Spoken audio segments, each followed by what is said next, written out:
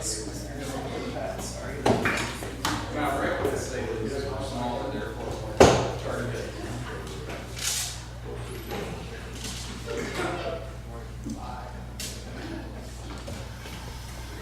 Can you just fill the air in here with all these elected officials that are? Oh, yeah. Me off out of here.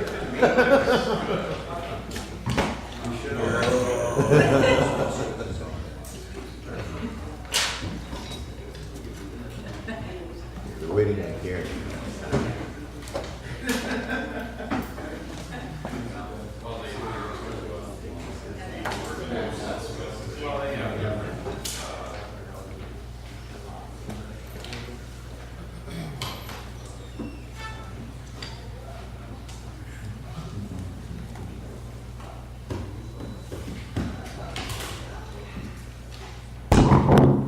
We're waiting on our secretary, ladies and gentlemen. As soon as she comes in, we'll start the meeting.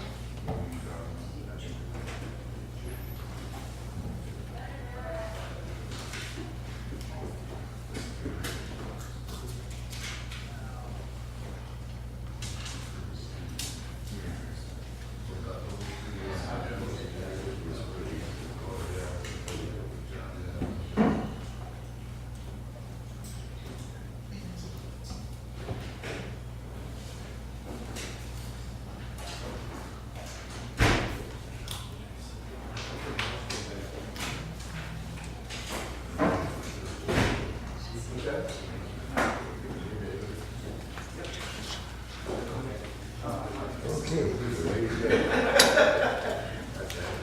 Ladies and gentlemen, it's now 10 o'clock, a little after. We'll start the meeting. Those of you that have cell phones, please put them on vibrate. Can we all stand and do the pledge of allegiance to the flag? I pledge allegiance to the flag of the United States of America, and to the republic for which it stands, one nation, under God, indivisible, with liberty and justice for all. Thank you. We have the minutes of September 23rd. Are there any additions or corrections to those minutes as mailed? Move it. Second. Discussion? Those in favor of the motion indicate by saying aye. Aye. Those opposed, same sign. Okay. Oh, I abstain too. Approval of the claims. Move it.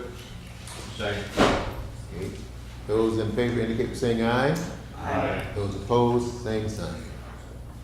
Item 3 is the approval of memorandum of personnel transactions. I will pass that around for signatures, and I will need a motion for its approval. Move it. Second. Discussion? Those in favor indicate by saying aye. Aye. Those opposed, same sign. Okay. Authorization to sign initiation of hiring. I have a question on that. Since we're adding a position, shouldn't we have some reflection of the budget and what effect it'll have on it? Because it certainly is out of budget time frame. Which one are you? The case manager? On the case managers. Case management is 100% reimbursed service through Title II.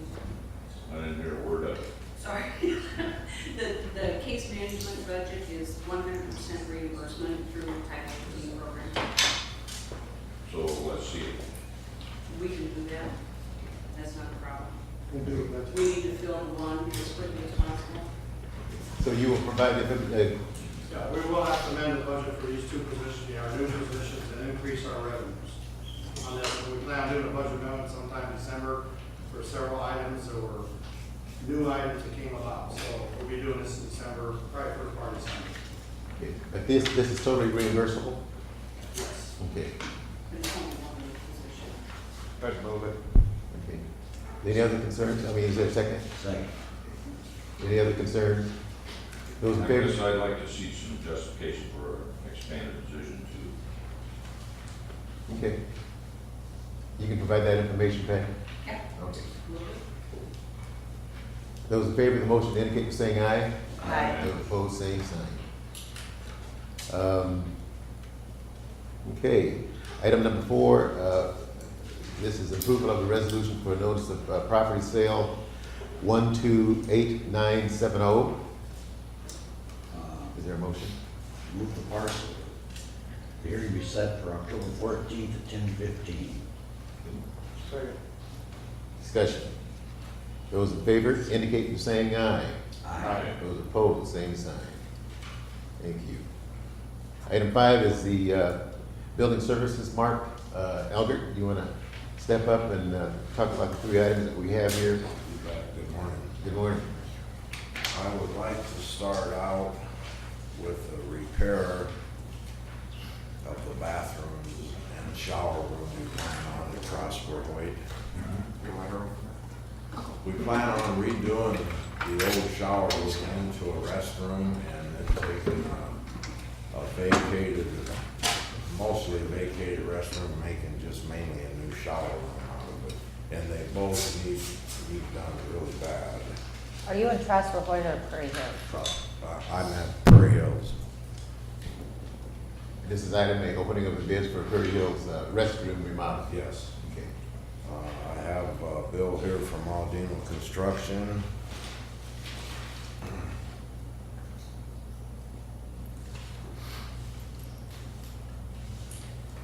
To repair the restroom and build a new shower room for $41,203.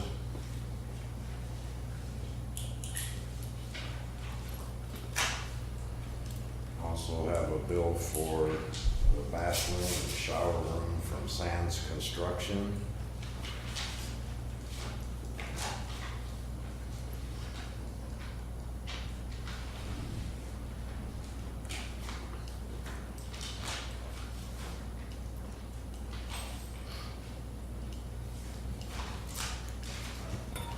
Bear with me here. A total of $39,224.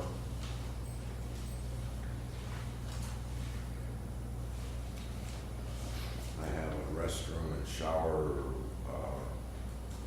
renovation from HCI.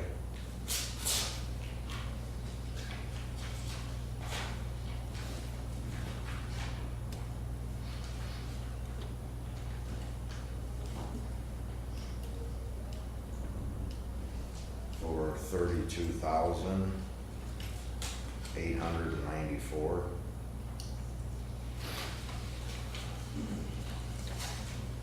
Is that it, Mark? For them, yes, yes.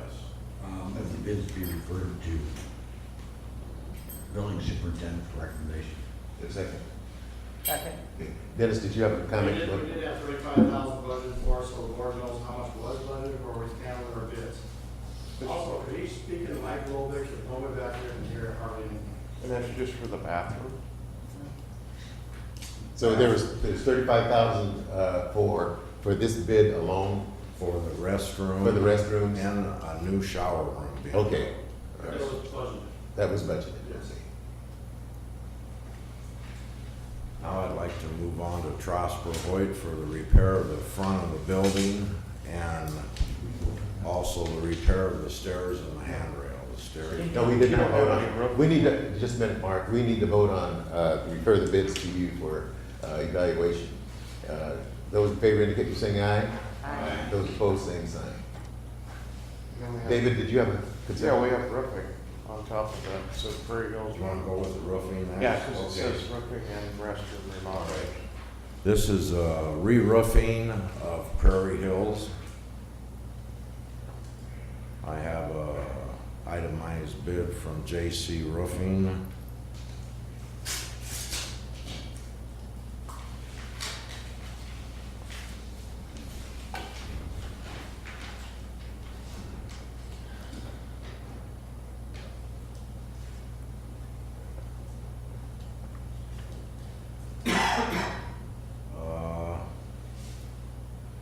I had on it to replace the gutters along with the roofing.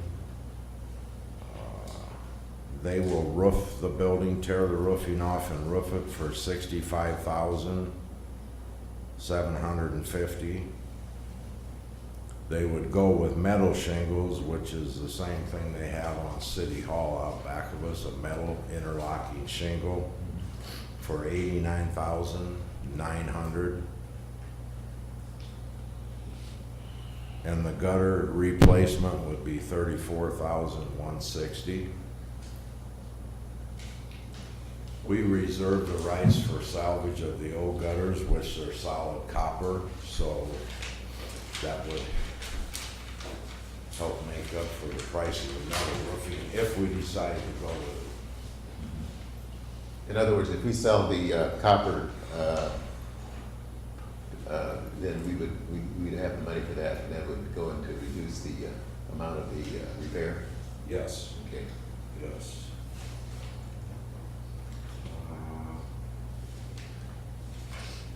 I have here roofing bid from Guarantee Roofing.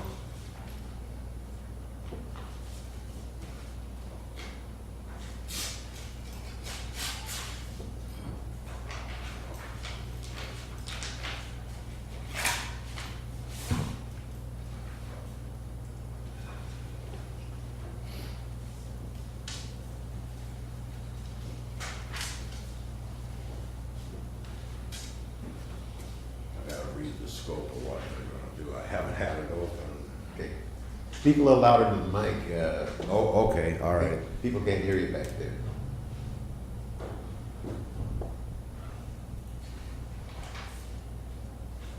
They have a price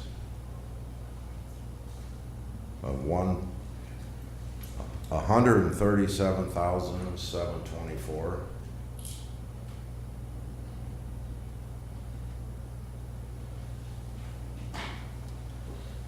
And that's for the roofing?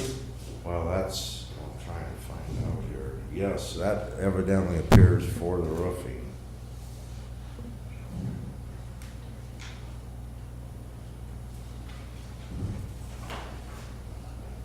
No gutters? That would be with the gutters, yeah.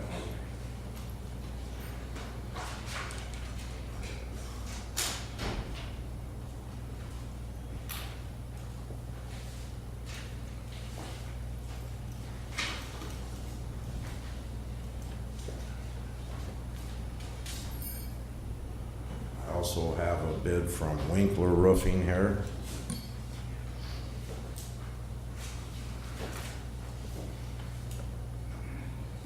I had more than 3 companies bid, but they're the only ones that come back with prices. They were.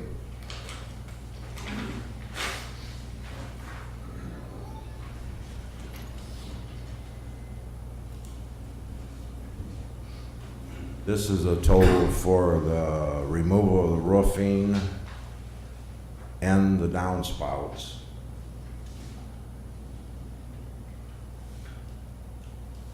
For $130,590.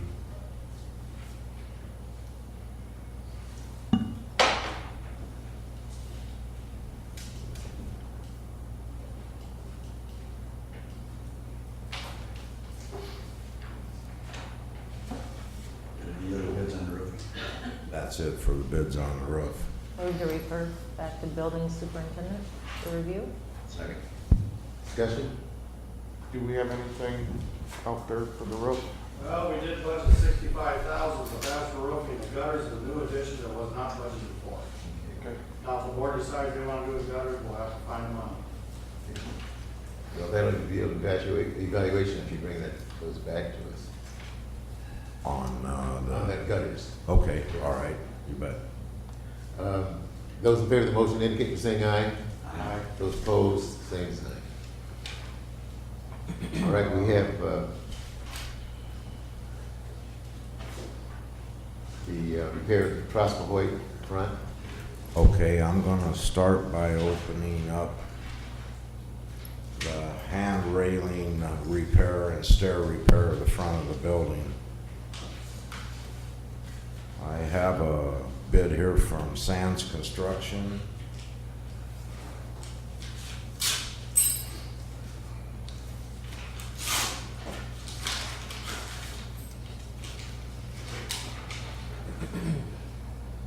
They are to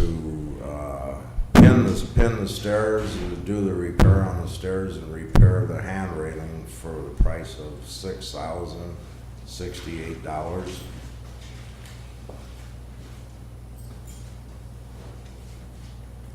I have Aldino Construction on the handrail.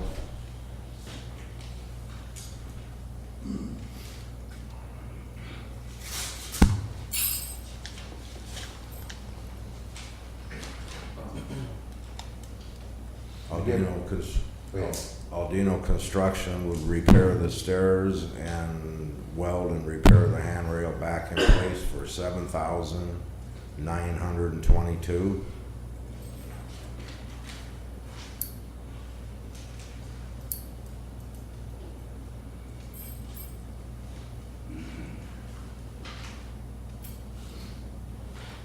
I have a repair of the railing from HCI,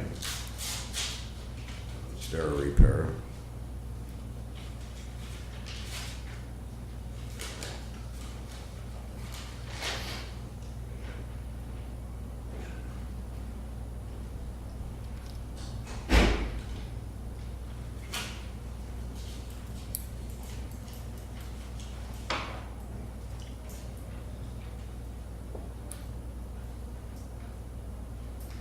They would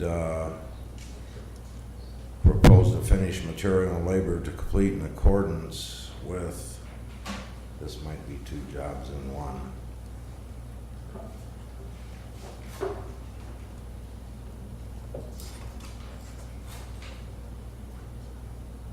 The stairwell, they would do for $11,003.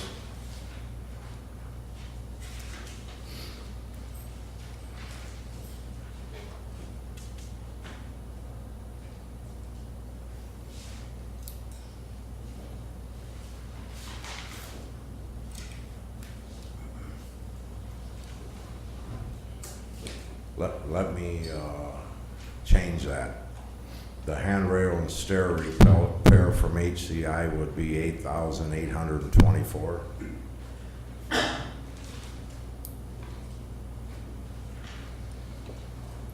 And that would leave me with the repair of the front of the building from damage done to salt and snow on the front of the building, repair from the alley up to the double doors going in the motor vehicle. HCI has given a bid of $11,003. Once again, I invited 5 people to bid, only 2 come back with a price on this. Okay. So are you through with those? One more, Sands Construction. Oh, Sam's Construction? Yeah. Would do the repair of the building for a total of $3,760.78. And the other one was 11,000? Yes, it was 11,000.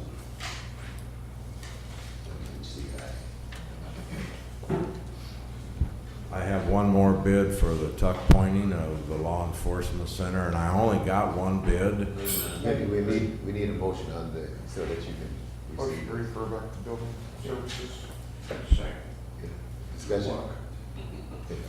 Did we have money appropriated for this, budgeted for this? $4,000. Okay. Those in favor of the motion indicate by saying aye. Aye. Those opposed, same sign.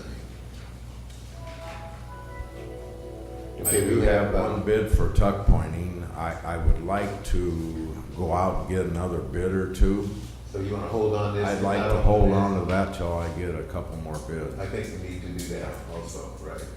What's the pleasure of the board on this one? I just have a question. How do you send out for bids? Do you advertise? For tuck pointing, No, for all of these. yes, Put it down on the computer and everything? yes. Okay, good. Mark, you should open the 1 bid that you have. Yeah. But won't that taint the other We want to bid? expose that bid if he's going out for more bids. We can hold the bid. What's the estimated cost On tuck pointing, or the budgeted cost? Yeah. got it in here somewhere. The budget estimate, Yeah. 18,000. How much? 18. 18,000? Okay. Can we do that, Josh? Can we hold the bid in the warrant office? If we didn't do a formal bid, then that's probably okay. Okay. Well, let's table this bid until we get, re-advertise the tuck pointing. Okay, thank you. Is there a motion to do I'll that? move it. Okay.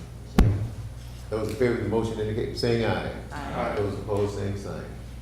I think the reality of this is you're not gonna get any more bids. Well, I have one more company interested, car tuck pointing, I do, so I will hopefully get a second bid, I will. There aren't any out there. No, there isn't, there's only one around local to pick from, there is. Okay. Thank you. Thank you very much, Mark. Okay, item 6 is rural economic development. David Glazer, you want to step up and, Morning, Supervisors. morning. Morning. I didn't get a copy of this, Aaron, and I I'm here this morning to have a discussion and request action on a proposal for a proposed interchange justification report through the Iowa Department of Transportation. In working with McClure Engineering and the cities of Sioux City, Sergeant Bluff, and Salix on the Woodbury County Reinvestment Project, we've deemed this action item here as being something that all of the municipalities, counties, as well as the Siouxland Initiative agree on as to being a first step in revitalizing our local economic development efforts. Essentially, what we would propose to the Iowa Department of Transportation is a cost sharing for an interchange justification report that would look at the location on I-29 between mile markers 138 and 140. So it's just east of Sioux City's Southbridge Industrial Park and Rail Project, and just slightly southwest of the city of Sergeant Bluff. The cost sharing formula here would be 67% would be local costs. We divided up amongst the Siouxland Initiative, Woodbury County, the city of Sioux City, Sergeant Bluff, and Salix, and 33% would be funded through the Iowa Department of Transportation. We budgeted between $500,000 to $600,000 for this scope of work. We believe that this is on the higher side, so we were hoping to overestimate the cost in this application and hopefully deliver a lower cost in the final project once the consultant is working on it. And today in the audience, we have representatives and officials from Sioux City and Sergeant Bluff. In meeting with the municipalities and the Siouxland Initiative, it seems that all parties are in agreement of supporting this and moving forward. And just like to bring this to your attention and request action on signatures so we can begin collecting signatures and get this submitted as soon as possible. Okay, thank you. We do have representatives from the city and also from Sergeant Bluff. I'd like the mayor to step up and the councilman, Dan Moore, can speak to this. This has been a long time project for us. I think we'll start out with the mayor of Sioux City and we'll move on to the mayor of Sergeant Bluff. Well, let me just say thank you for allowing us to be here. Although we're not 100% supportive, we certainly feel like this is a move in the right direction. We do support this, but we've also had communication with your consultant, Mr. Lutz, and his staff about different economic development things that the county would probably be moving towards. And for us to sign at this particular time, we would like a complete memorandum of understanding of where we're going with all of those issues before they're signed off on. And that's only because we've been down this road now, you know, the last 3 years a few times. And I think it's time we have an agreement that's all encompassing, that everybody understands. And we realize that councils will change and supervisors may change and John's council may change, but at the end of the day, at least if you have some sort of memorandum of understanding between us and Salix and Sergeant Bluff, it's a move in the right direction, so we at least think we have a game plan for the future, which I think is needed for this region because of the territorial issues that may develop and all of those sort of things. So we support this, but we're not willing to sign it until we know what the comprehensive plan is. And that's, so you understand, we have, Dan and I are the economic development guys on our council. We have briefed the other council members, and they're in total agreement that we need a all-encompassing agreement rather than just this small segment of it. But we will support that at the right time. Mr. Mayor, Selectman Bluff? I'd like to start by also thank you for having us here. Secondly, I'd like to thank you for signing the letter of support on behalf of the supervisors for our prize grant. That sent a pretty good signal of your cooperation to us. I also want to say how much we appreciate David. He's one of the best things you ever did. Thank you. As far as economic development, as far as economic development in the rural community. Even a blind hog can find an acorn there now and again. I'm serious. He's a very young man, and he's doing a great job out in the smaller towns out north. Appreciate It's that. really positive. Our position is we do want to support this, and we feel we need a document just to get it all nailed down so there isn't any loose ends. And we look forward to developing that document as quickly as possible. And then I'm sure that our council is going to be on board. I don't see any issues with that. We discussed it and very supportive, so Okay. thank you. You're welcome. Dan? Yes, sir, and thank you, supervisors, for having us here today. I also want to add in what Mayor Scott had said. This is a very positive thing for the community, very positive for the citizens, and it's going to be a good partnership with the county and the cities and Siouxland Initiative, no question about that. And meeting with your consultant, it was a very positive meeting, and it was very forward-thinking, and we're excited about that. And we're excited as a city to work with you on this, and I think we can move forward. So the memorandum of understanding the mayor's talking about, of course, is a good idea. I think we all want that, so we don't have any misunderstandings going forward, and that we're all on the same page, and that it's legally, that we can legally do that because it involves bonds and TIFs and that kind of thing. So it's very important that we do it right and get it right the first time, and so we're excited about this project. So thank you for your cooperation. Thank you for reaching out to the cities and to Siouxland Initiative. It's been Well, a we very appreciate- worthwhile project. Well, we appreciate the relationship that we have with you all. We really do, because this is positive for the entire community of Woodbury County and Sioux City.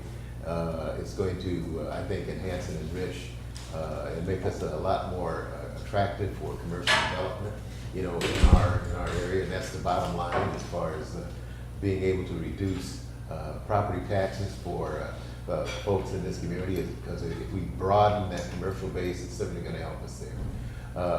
In relationship to the agreement, would you want us to work on that, or a consultant to develop some sort of an agreement first, or would you want to work in collaboration with your legal team on the city side with our consultant to do that, Mr. Mayor, and then get that back to us as quickly as possible? I think Terry has a fairly good grasp of what he's proposing. I think he needs to put pen to paper, get that Okay. to the different communities that are affected under this, and then our legal staffs and your legal staff can We go over it and review it, and get. but we can start there.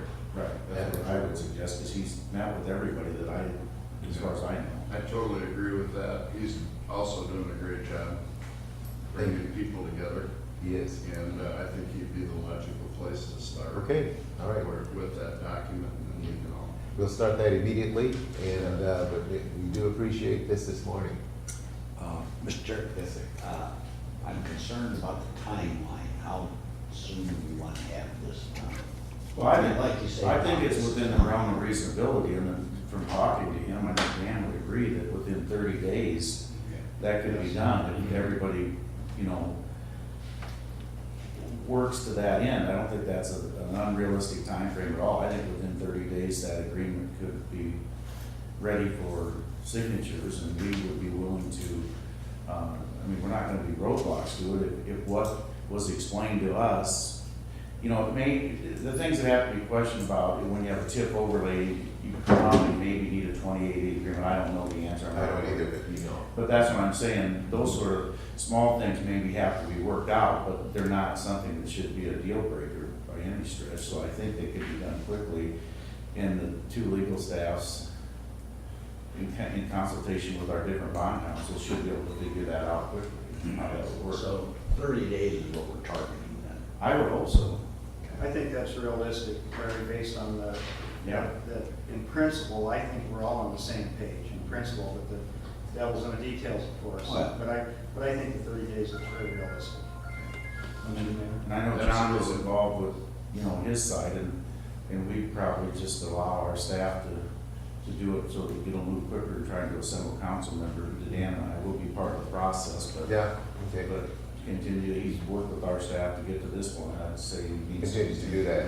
Yeah. Yeah, I don't see 30 days being a problem for Okay, us at all. wonderful. In the meantime, I think we need to probably have a motion to sign this letter to the DOT. Thank you. Thank you. Thank you. Thank you very much. Thank you, gentlemen. Very for coming exciting. this morning. Thank you, gentlemen. Dave, do you feel that we need to, at this time, we have a letter in front of us, but it has the mayor's titles on here, but you won't be any signing of this letter until after we get the, Yes, I understand it, and actually, you know, Terry and I have been discussing putting together a county tip policy. And I think it would be good to outline all of the various projects and formulas that we've been discussing with these municipalities. And unfortunately, Mayor Linda Cox from Salis couldn't be present, but she's been feeling under the weather. Oh, So I okay. just wanted to create that. okay. Well, do we need a motion to table this? Well, we'll postpone any signing of the letter until the memorandum of understanding is come, and we will all have agreement with it, everybody can sign up. That'll be my motion then. Second. Discussion? Those in favor indicate by saying aye. Aye. Those opposed, same sign. Thank you. Yep, I just have one other agenda item on there this morning, Mr. Boykin, and that's for an online marketing campaign. Yes. Since I've taken over the Department of Rural Economic Development, I've really been analyzing the department's marketing focus and efforts, and realizing that there really was no existing strategy going into this position for the department. Working with other economic development organizations in the region, such as the Sioux Land Chamber, the Sioux Land Initiative, the Sioux City Economic Development Department, Iowa Economic Development Authority, and others, and seeing a really great presentation from the Greater Dubuque Area Development Corporation. My conclusion is that we need to be very intentional and very aggressive in having a presence online. Most of the site selectors and larger corporations that are going to be doing research for site development projects are going to be found on the internet. And currently, the department has little to no online presence. And so what I'm proposing, or what I'd like to do within the budget that I have already, is redevelop my department's website, and also incorporate an online marketing strategy, which would include search engine optimization to help bring us up to the top of the list in search engines, as well as a social media campaign, which really helps with getting us up to the top of search engines, having a larger presence online, and as well as doing an analytical component, so that way I can track who's visiting, what parts of the country they're coming from, what pages they're landing on, how long they're staying. And overall, it's just to develop more leads for economic development through the internet. And I've solicited quotes from 3 different entities and getting recommendations from the Sioux Land Chamber and the Sioux City Economic Development Department. I solicited quotes from 3 agencies, One is the Golden Shovel Agency out of Minnesota. The other one was ED Suite, which is out of Texas, and then a local agency, Chatterkick, which does social media and online management. And I've put together the quotes in the board packet, and you know, I guess I couldn't afford anything more than $10,000 after rearranging stuff out of the current approved budget. And what I would like to do is, I'd like to move forward in working with the Golden Shovel Agency. They were the most cost effective, and they gave me the biggest bang for my buck. They would redesign the website as well as develop social media accounts on Facebook, Twitter, and LinkedIn, and manage those accounts for me. So I'd be working in collaboration with them to get messages out. And being a one-man band in the department, my time is really limited, and I have to be really laser focused on where I invest my time. And so having an agency like that, it's basically like having an outsourced marketing department. The city of Sioux City, they use ED Suite, and they've recently redesigned their website, and ED Suite only does websites. Chatterkick does websites, and they do social media management. And comparing the three quotes that I received, you know, the Golden Shovel Agency provides the largest return on investment. And they are actually the agency that the Greater Area Review Development Corporation uses as well. And last week I attended the Professional Developers of Iowa Conference for 3 days in Moravia, Iowa. And in looking at the resume that the Golden Shovel Agency sent me, I was able to meet and have conversations with a lot of Golden Shovel's existing clients in Iowa. And the feedback that I received was overwhelmingly positive. And so to me, it makes sense that I do something with them at least for a year on a trial basis to see how we can brand the department. And it's also, you know, not just for getting a stronger presence online, but it's to also help market the rural communities in Woodbury County. So I would be working to promote the land that they have available for development, as well as what we have, you know, that we're working on the I-29 reinvestment project. So, Okay, this gives us another tool to expand our visibility. So what is the, Incentives. what are they saying the cost would be? Yes, so for Golden Shovel, $9,500. That's within your budget. Yes, and for ED Suite, their proposed cost for just the website was $14,125. And then for Chatterkick, for one social media platform and a website was $15,500. For multiple social media platforms and a website, it was $33,500. So Golden Shovel can provide me multiple social media platforms as well as a website, and they can also manage both. So I don't have to worry about going in there and manipulating the content myself. I just call them up, shoot them an email, they manage that for me. And what's really nice about the Golden Shovel Agency is because they already have so many existing clients in Iowa, they have they're familiar with the Location One information system, which is a real estate property website that Iowa Economic Development Authority has paid for a license for all the EDOs in Iowa. And basically you can list your available property and land online through this platform. So they're familiar with how to upload that information. I've attended some webinars and trying to get familiar with how to use it, and it's so time consuming that I've hesitated from using it, but. Dave, so that I understand, now they are going to develop the website Yes. and they will do the analysis and send that back to you? Yeah, I get quarterly reports on the analytics. So I'll be able to tell, you know, again, where the visitors are coming from regionally in the country or internationally, what pages they're visiting, how long they're staying. And so I think that's useful information. It's all listed on the packet on what they'll do and what they won't do. I still thought it was, I'm glad you summarized it because I read through it and I was having trouble comparing each of the plans to each other. This is for 1 year though. Okay, and then the second year, would the prices remain the same or what is it for the second year? It would remain the flat fee of $9,500. So, and So it actually. doesn't go up, I mean, they didn't lowball it 1 year and then you're tied in No. and then it goes up. And actually, I noticed John Marshall from the Golden Shuttle Agency is in the audience. He attended the Siouxland Chamber's annual dinner banquet last night. And so,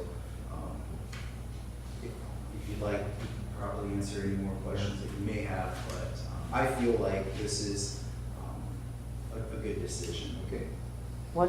So the 33,500 from Chatterkick is the same type of service as the 9,500? Yes, Okay, yes. that's quite a difference. Yes, and then actually, you know, on Chatterkick, it'd be $33,500 for the first year.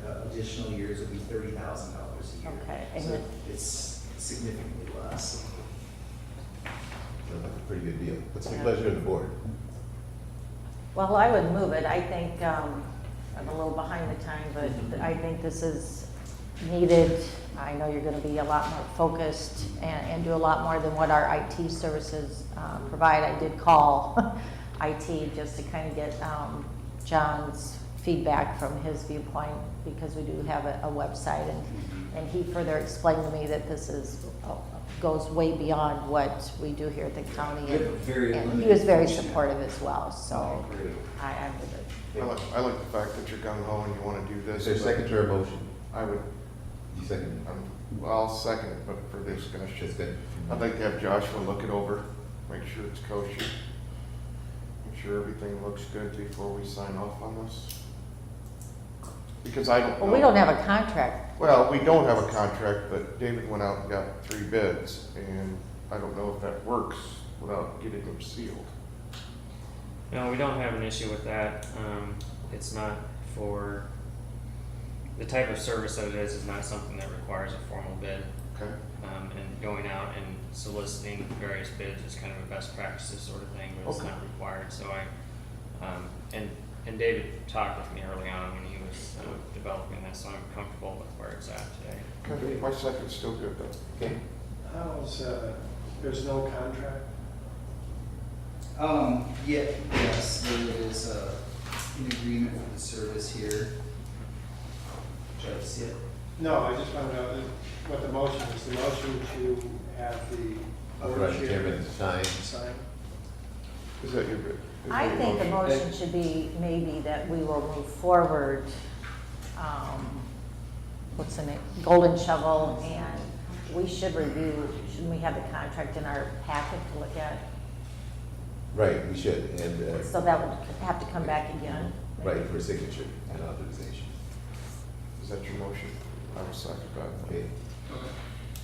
Okay, any further discussion? Those in favor, indicate by saying aye. Aye. Those opposed, same sign. Thank you. Thank you, David. Thank you. Okay, last item, hearing of any individual wishing to make a presentation not on the agenda. If none, what? Anybody want to be heard on here? Good morning.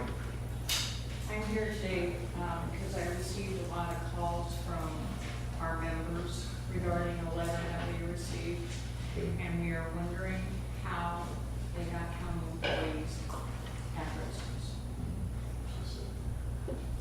That one. Are you referring to Jeremy Taylor, the letter? What letter are you talking? I'm talking about Jeremy's letter. Yeah, No, I'm not friends with him, but my. I said, are you referring? Oh, yes, I am, I'm sorry. Yes, okay. I just Right. wonder if the board or the county attorney has found out how our addresses were released. No, we It went have, straight to your house? but I think that we could probably look into that, whatever. I already did. You already did? Yes, I did, because I received calls, and I did not come from the auditor's office. And I talked to Mr. Taylor personally, and what occurred was, every year, the county employees' names appear in the paper for what they've received their wages. And what Mr. Taylor simply did was go through the phone book and the voter registration database, which he's entitled to have, and that's how he received that information. Okay, well, some of my members don't live in Woodbury County, and they were surprised that they had gotten a letter, a political letter. So that's all I had. I just wanted to find out if we knew for sure where. I got a question, Pat. Yes. Are the addresses available? The addresses are available through the voter registration and the phone book. Yes. So you'd have to compare? And that's what he told me that he did. That's a lot of work. Certainly is. Okay, thank you. Anyone else? Motion to adjourn? To adjourn this meeting, we have to go into the, Chairman, who just spoke Oh. there? And it's on dynamic tier, Stewart of the ASME union. Okay, is there a motion to adjourn? There was, so please, been saying aye. Aye. We'll reconvene the meeting for the Orton Slough trustees meeting. Oh, you want 5 minutes? 5 minutes, we'll reconvene the meeting for the Orton Slough.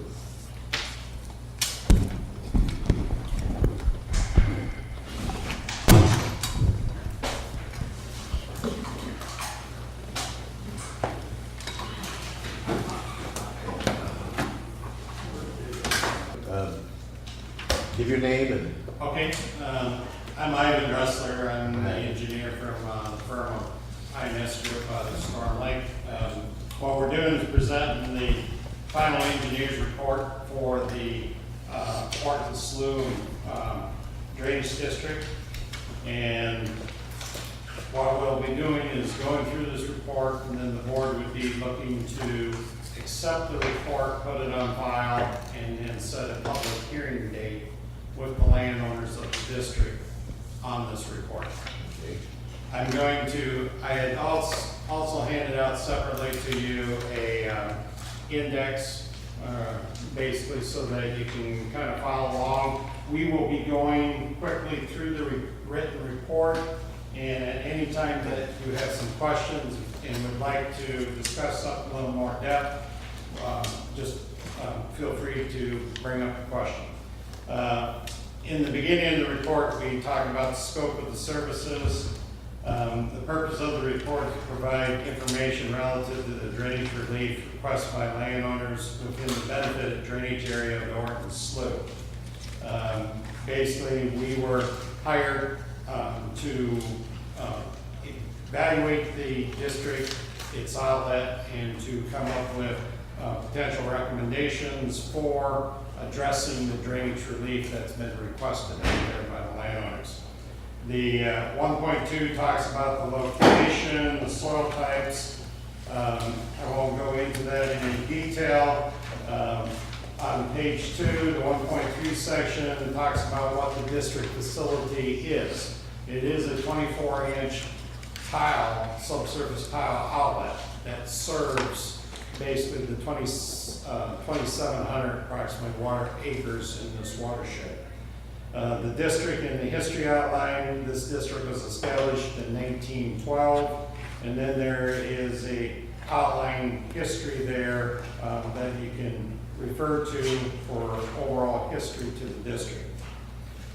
Going to section 2.0, the field investigation. Let me stop you. Excuse me.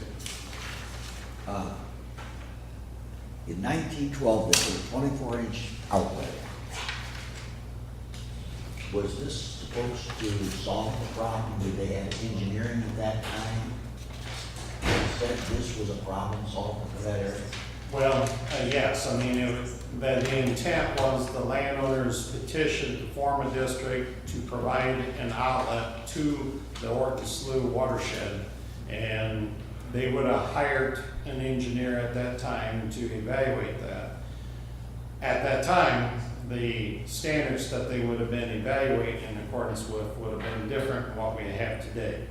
That watershed probably, percentage-wise of what was in actual row crop, would have probably been much less than what it is today.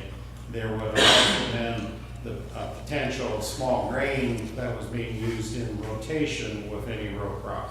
So the volume of runoff and stuff at that time would have been significantly different than what we have today. Now, in general, as we get into the findings, I mean, the capacity of this tile system comparably to other district tile outlets that were established in the early 1900s, this is still much less capacity-wise than what would have been typically established. Okay, section 2. The investigation, again, the district, supposedly the original plan called for a 24-inch diameter tile outlet that was to traverse from Browns Lake to the north, about 6,785 feet, and it was supposed to be on a little over 600th grade. The table there on page 6 basically shows from the survey data that was gathered by the county engineering office is that that system isn't on the 600th grade. The shots between different locations show that it varies up through there, reach to reach.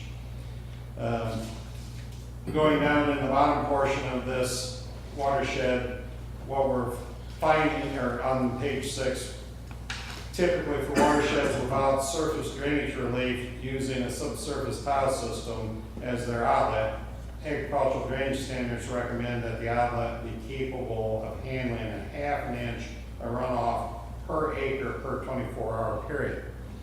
The capacity of this system is only in the neighborhood of 10 to 17% of that capacity. So about 1/10 of what you would expect capacity-wise today for good agricultural drainage.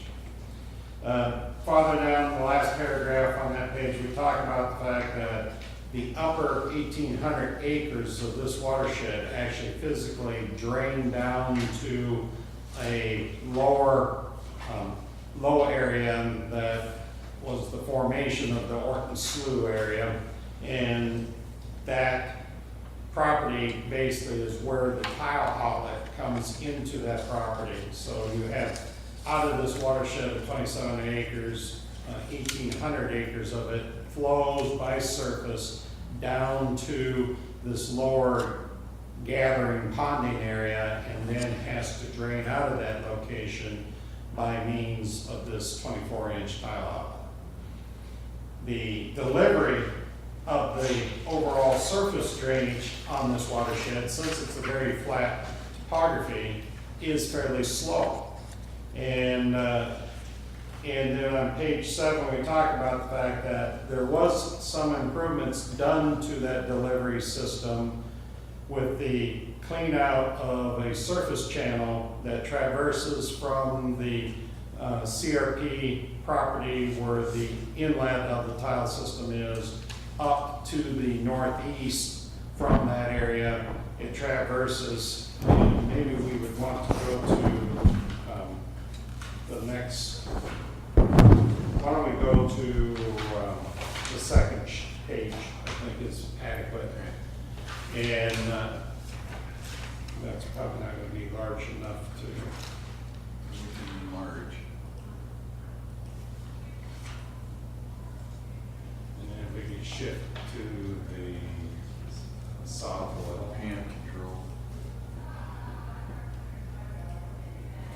Got it, I'm sorry. What map are you using? It'd be the second sheet, AO2? AO2, yes. Here you go.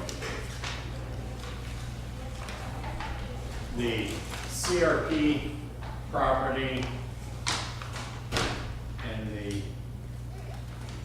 there in section 21, there's a surface channel that flows from section 21 there, the southeast of the northwest there is a shallow ditch that traverses from that location to the northeast over to the railroad. And in that location, It would in be 80s, roughly where I wish I had something better than that cross. What, the corner of 21? Just north of the 21 symbol, you Yep. can see where the rail or airport beacon sits. Yep. You can see kind of a ditch that lays just to the north of that blue line, traverses the path of the original. and that blue line represents the, coming up into 21 there is the lighter blue, is the actual location of the tile outlet system. Okay, that shallow channel in 1986, the landowners petitioned or asked for that to be cleaned out. We do not find record that the district ever excavated that as a facility of the district. But in 86, the district did maintain that facility and actually cleaned it out to improve the delivery of the water over into the intake location there in section 21. Going down to section 2.2, the findings, basically in the first paragraph we talk about, therefore the time of concentration to the tile outlet is slow. We have surface delivery from a long ways up north that delivers down to this location. But when the drainage does reach the southeast quarter of the northwest quarter of section 21, the drainage ponds, because the tile outlet has only 1/10 of the capacity necessary for good agricultural drainage. That area then floods out and backs water up the ditch delivery system, which slows and causes additional ponding up the drainage swells, basically delivering water down that system. Going down to the bottom of page 7 there, we talked about that we had evaluated 3 different options for improving the capacity. Option 1 was to install a parallel tile system to the existing tile, and the system would be cross-tied to work in combination to provide the recommended half-inch drainage coefficient. Then we also looked at option 2, which is the darker blue line on that map, which is we were following a different alignment, just basically abandoning, in a sense, the alignment of the original tile and putting in a complete replacement tile system. That replacement tile then basically would have the full capacity for a half-inch drainage coefficient. And then the third option that we evaluated was basically using that same alignment as the replacement tile, was to install an open ditch system that would traverse up again to that CRP property in section 21. And then additionally, we also proposed that 3A, where a lateral off of that ditch would be parallel to Interstate I-29 and traverse up to the northwest and provide a direct outlet for water coming down along Barker Avenue. And also the water that comes under I-29 in that same general location, picking that up and taking it directly into that system. Those options were prepared, and we had recommended to the board that there should be an informal hearing process to basically educate the landowners in regard to the capacity issues and to discuss the proposed different options and the costs that go along with that. Section 2.3 talks about the informal hearings. The first was held on January 16, 2014. There was, at that meeting, contingent from the Browns Lake area that were concerned with the issues of increased capacity in general, causing additional disturbance into Browns Lake, and also that the cheaper alternative with an open ditch system that they were concerned with the delivery of sediment to Browns Lake. After that hearing, the board basically directed us to basically take a look at water quality and a discussion. We actually, the board through the county actually applied for a WORD grant for some additional funding for water quality aspects of this, and that was not funded. But we also have included in this report basically a discussion of the different things that could be incorporated with the open ditch system to address the water quality. Enhancing the CRP area to do filtering of the 1,800 acres that drain down through that before it would enter into the ditch system is part of that discussion. And we put that information together, and then there was a second additional informal hearing on June 4th, 2014, and we discussed that water quality aspect and the use of different outlet systems in that CRP and using rock drifts down the open ditch to create sediment traps in the open ditch system itself. After that informal hearing, we're still in page 9 there. On July 8th, the board directed the engineer to proceed with the formal report, and that basically we would move into a formal hearing process with the landowners about the proposed options. The section 3 starts in with the open ditch design. Based on the input and the information that we received from landowners at the informal hearing process, the cheaper alternative and the alternative that we would recommend for this district for improved outlet would be the open ditch system. Not only does it provide the needed capacity of a 1/2 inch, it actually carries, because of an open ditch system, it would actually have additional storm capacity that under bigger storm events, it would provide that additional carrying capacity under larger storm events. Where is the open ditch proposal? Which number is that? It is option, if you go to sheet A.04,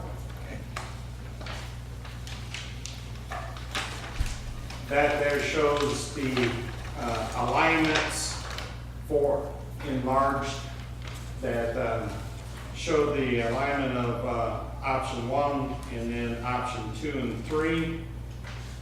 And then if you proceed to 8.05, that will show you the open ditch alignment and the water quality aspects that were addressed at the second informal hearing, and basically will be discussed further into the report. And then as you move to 8.06, there are details on that sheet that show the actual pipe and intake system that would be replaced to tile intake as enhancements to that CRP area. There would be a high flow overflow basically in the middle structure that you see there that looks like a manhole structure. That would be a intake for the high flows going in and outlet to the open ditch. The water, over 2 feet of water that would be stored in the shallow CRP areas, would actually be taken down through an infiltration system, and that's what that chamber system is showing here. Is that would extend into where the shallow ditch system comes in, and it would take the water down into this and drain the water down over a period of time, so that the sediment delivery would have time to basically settle out in the CRP. The Starting then on the sheets after that will be the profiles, half-plan profile sheets that show the actual grade line of the open ditch. And that will be on those sheets after that. And then we will, in Exhibit A in here will be the cost estimates that we have for each one of the options. That will be behind the written report. We will have the different cost estimates for the project.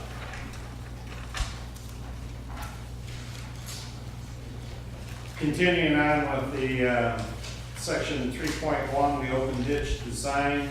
Basically, we have an open ditch system that's computed to provide a minimum of 3/4 inch drainage coefficient. That is typically for an open ditch that we will design because of the cost savings you have. You can design into an open ditch that extra carrying capacity, and it would be a typical standard that you are designing for 3/4 to an inch capacity on an open ditch system. The outlet of this facility is the same as the tile, 1 foot above the normal pool elevation of Browns Lake or the outlet structure elevation. So we're not coming in any lower than what we were on with the existing tile system. I'll drop through that section. Basically, we talk about the open ditch. Then section 3.2 talks about the water quality improvements.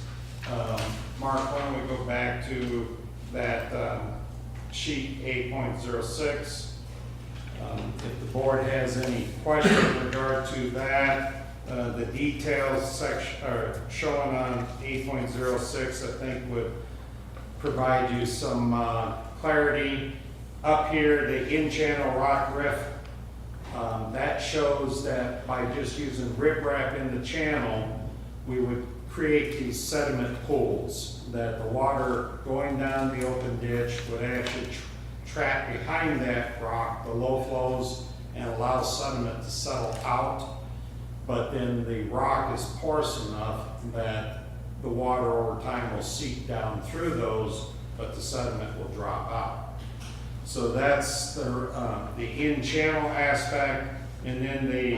How many years would it take to fill that channel? You'd have to clean it out. We would suspect that you're probably going to be at least in the 7 to 10 year range that you will have to dip sediment out behind the rock riffs to keep the trap efficiency there. Okay. So there will be some additional maintenance that goes along with the water quality aspect. And a clean out of that nature is how much?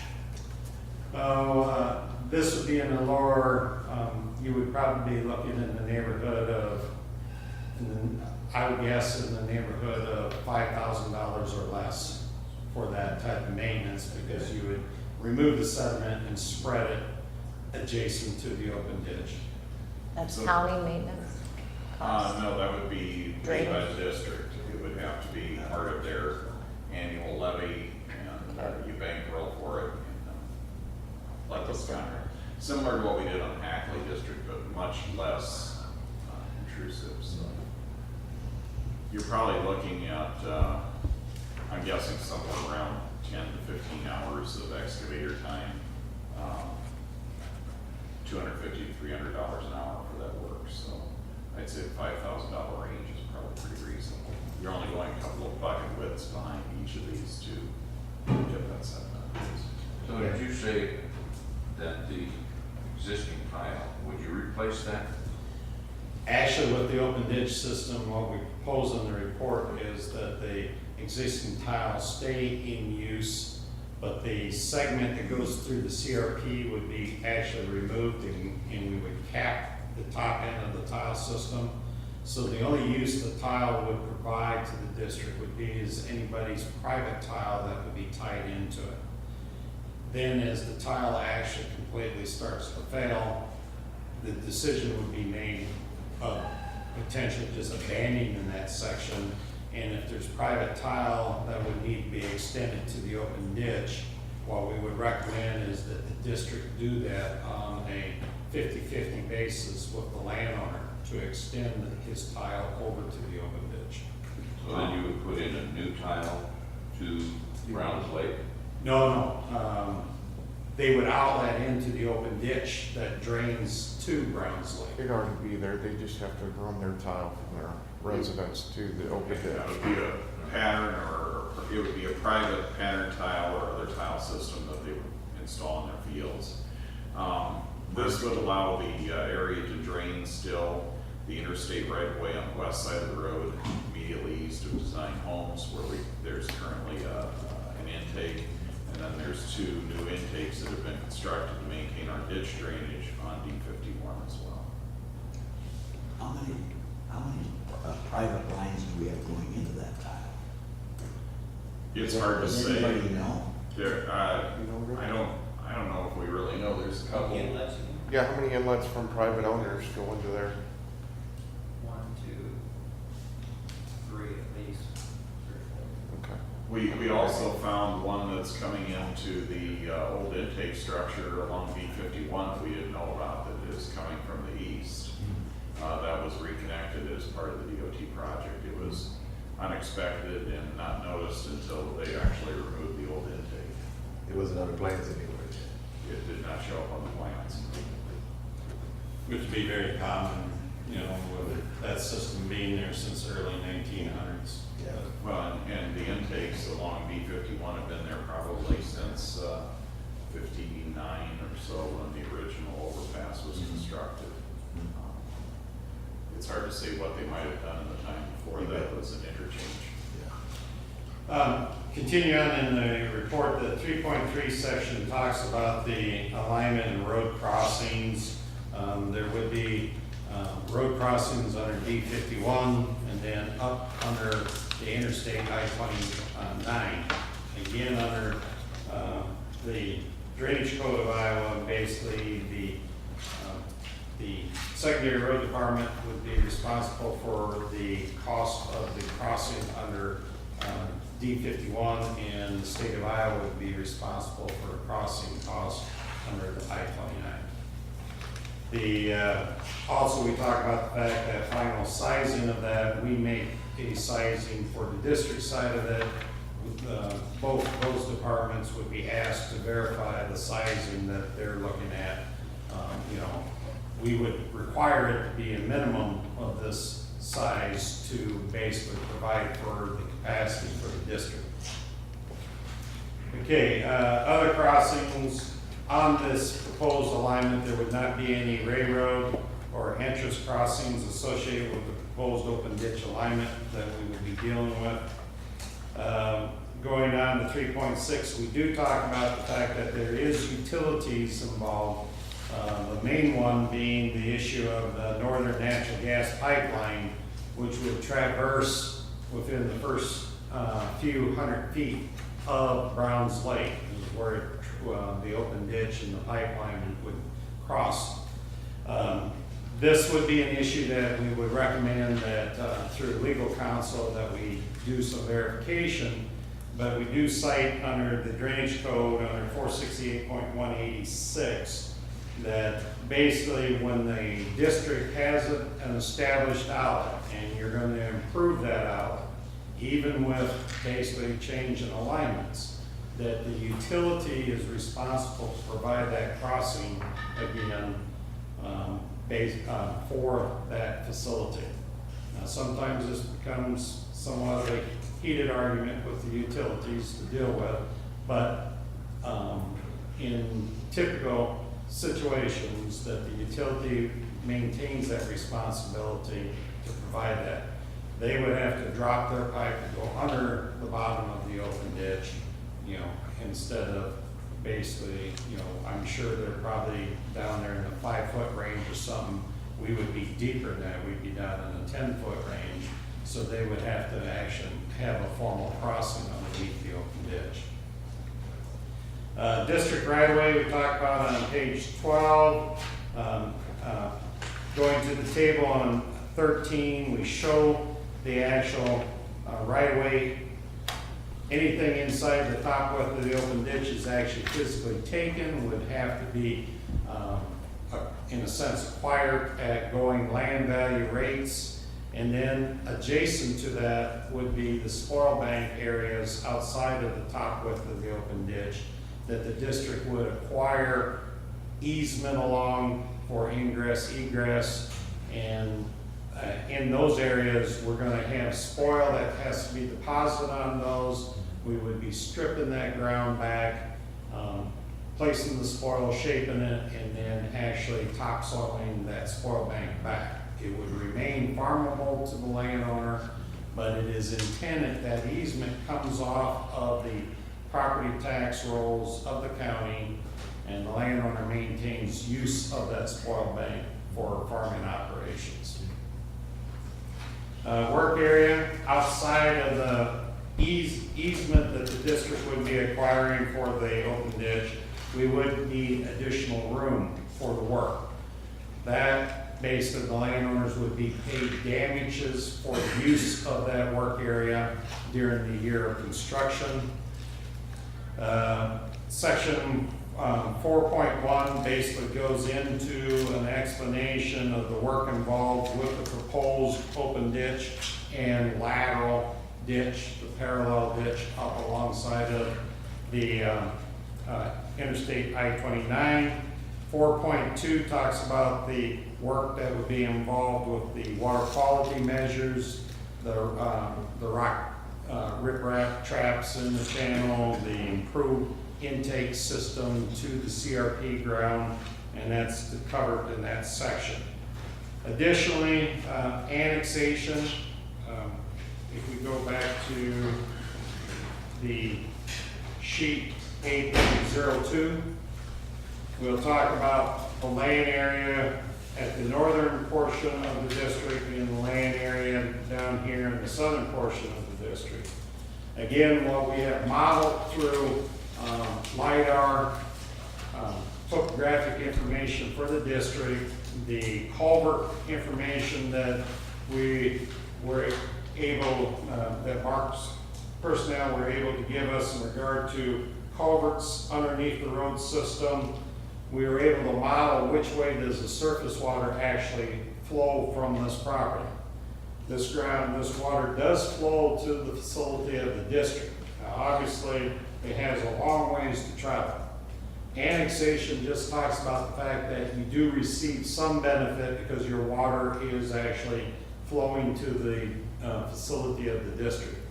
This ground has been basically from map study basically looked at and is recommended if this project moves forward that this land would be annexed. Same way down here, the same type of process, and the open ditch facility would provide this ground a much closer, outlet for improvement.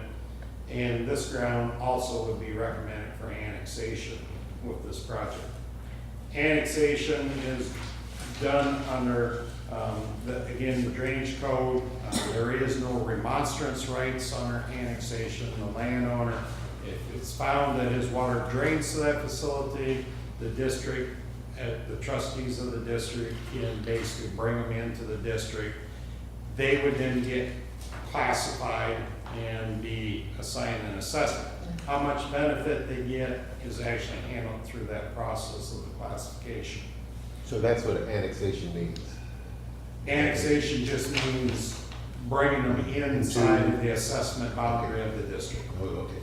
Regardless if they want to come or not. That's correct. Basically. Okay.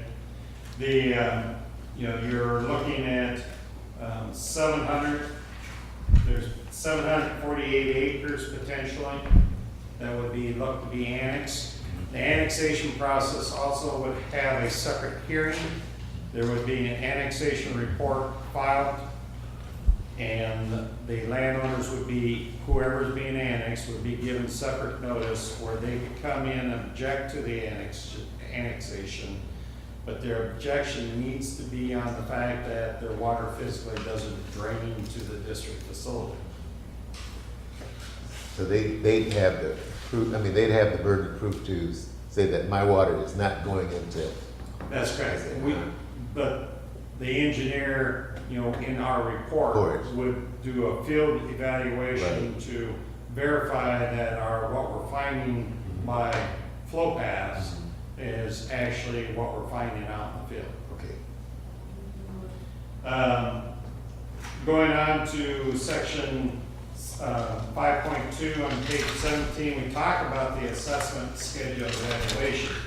Again, this schedule was actually developed in 1921. There has not been any reclassification done in this district.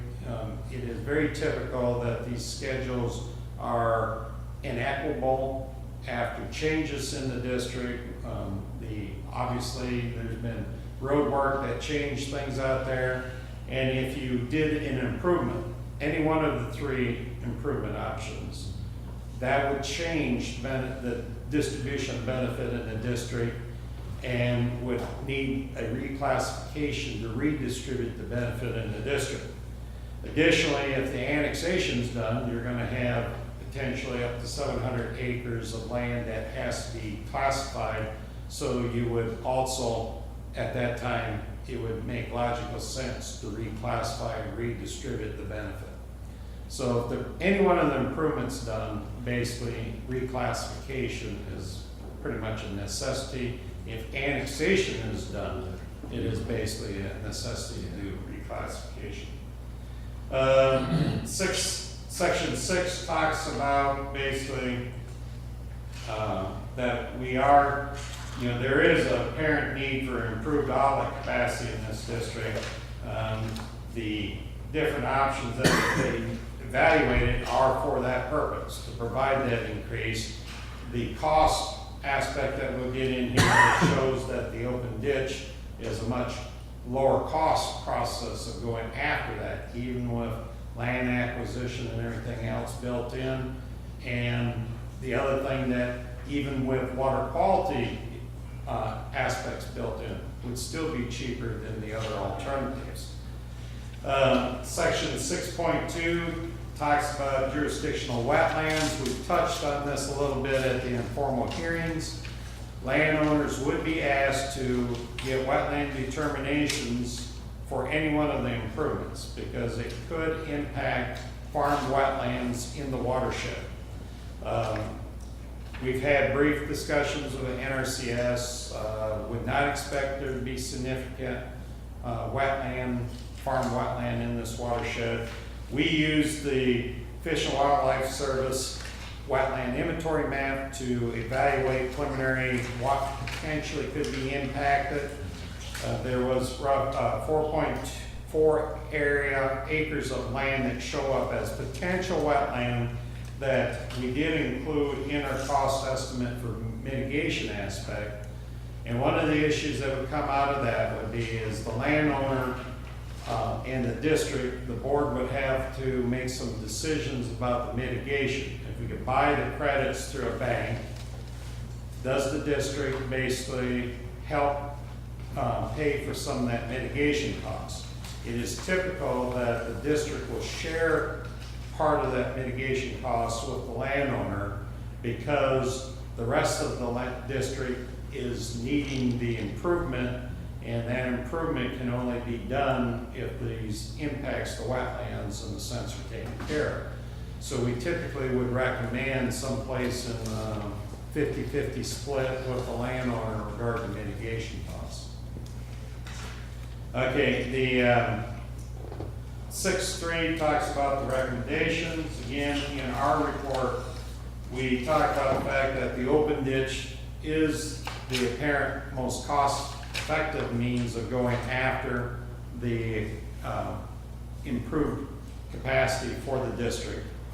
We feel that the water quality aspect, even with that built in, even though it's not required by law, that if the water quality is built in as part of the district project, the landowners, we'd be putting this in front of the landowners. It will be part of the landowners as are they willing to pay for that? And you as trustees basically would be the ones making the decision in regard to, is that water quality a necessity in a sense with this open ditch option? We feel that what is proposed will protect the interests of Browns Lake. It will not increase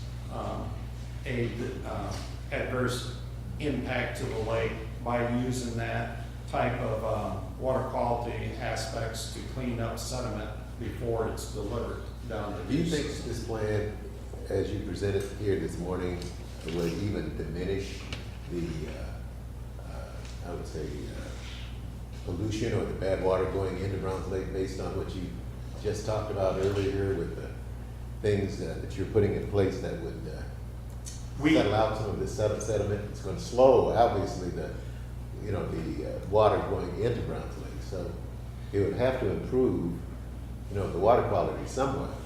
Well, because it'd be less runoff, it sounds like to me with this plan.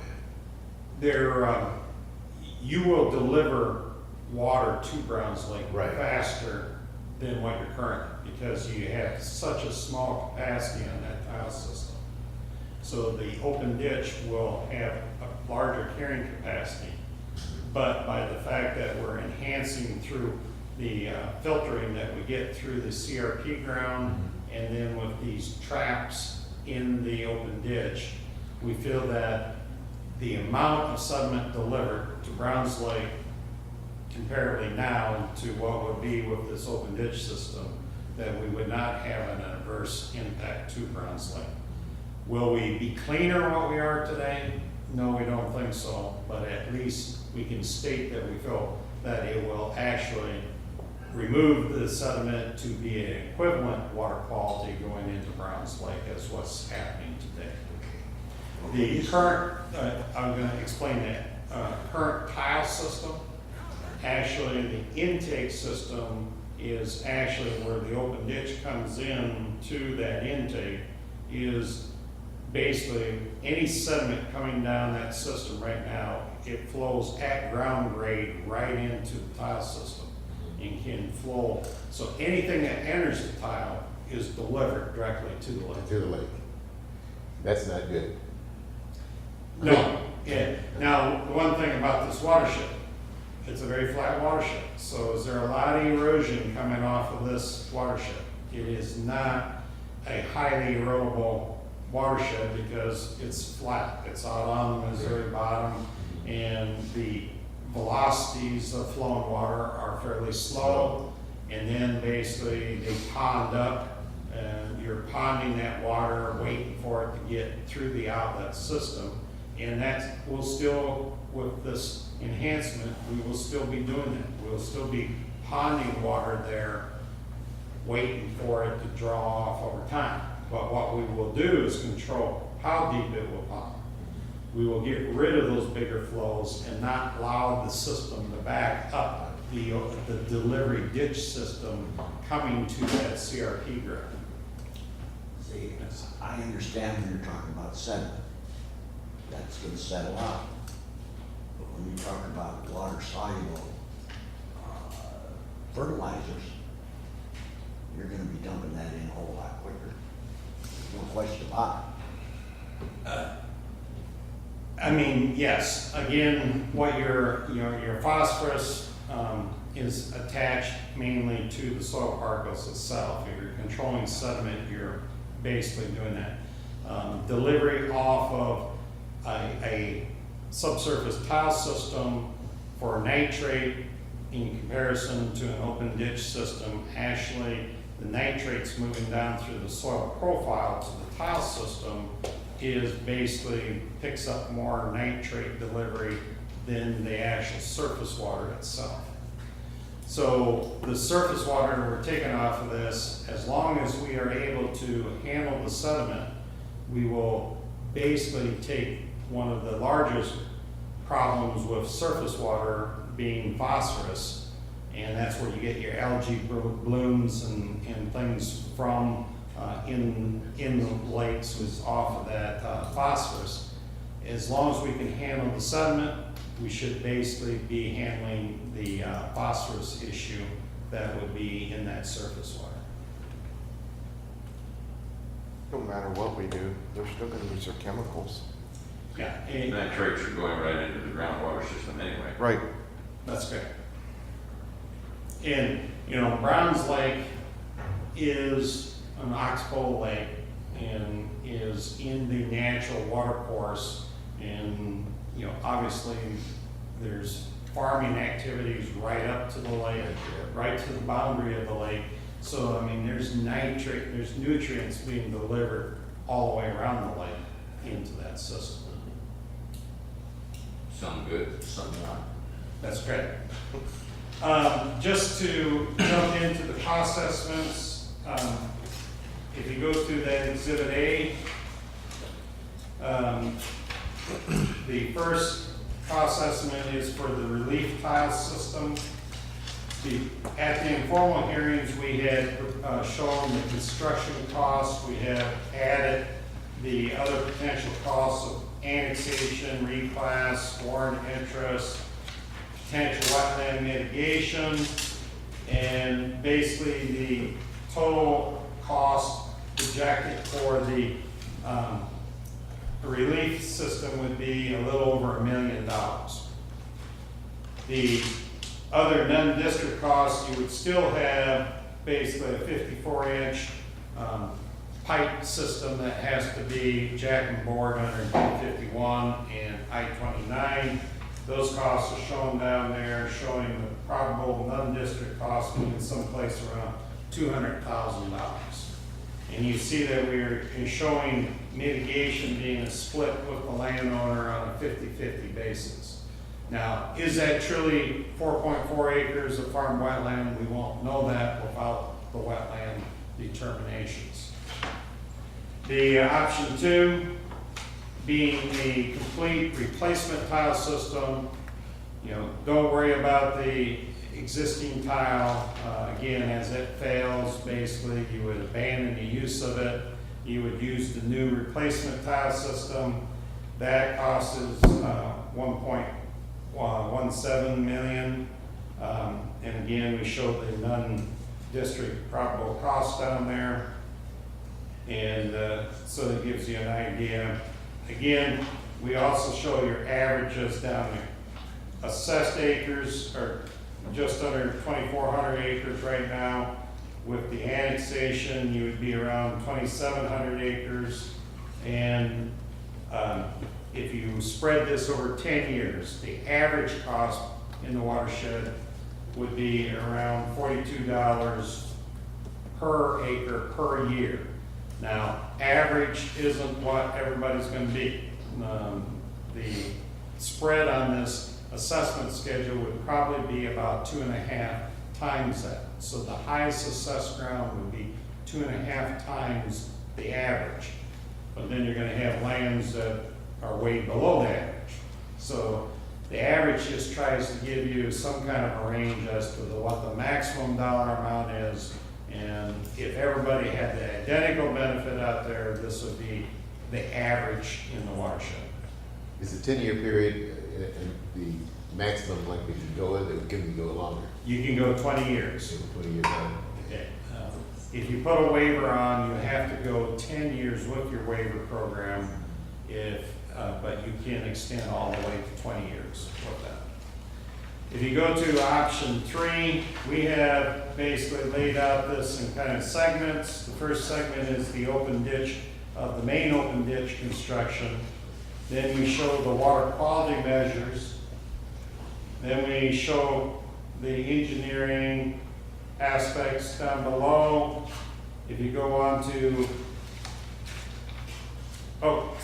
that is just strictly the main open ditch. And if you go to the second page of that main open ditch, if you were just doing the open ditch with the water qualities for just the open ditch, you would be in the neighborhood of $717,000 for that. The water quality adds roughly $72,000. Then if you go to option 3A, that is the main open ditch with that lateral ditch system parallel to I-29. The water quality, still the 72,000 built in on that. And then the right-of-way aspects, the annexation, reclass, all of it built in would be about 875,000. Again, your average costs there, and then also your non-district costs are shown there also. It looks like the non-district works all run around 200,000. That would be correct. Okay. You would be going up to This one, 60-inch culverts for that. But yes, it's all going to be in the neighborhood of the they 200,000. didn't get figured on the last year, but I figured it. Yeah. Okay, going back to the last page of the written report, what is recommended to the board is that acting as trustees, basically that you would accept this report, put it on file, and set a hearing for an informal hearing with the landowners. And then at that hearing, items 1 through 8 would be the actions that the board would be looking to do potentially at the end of that hearing process.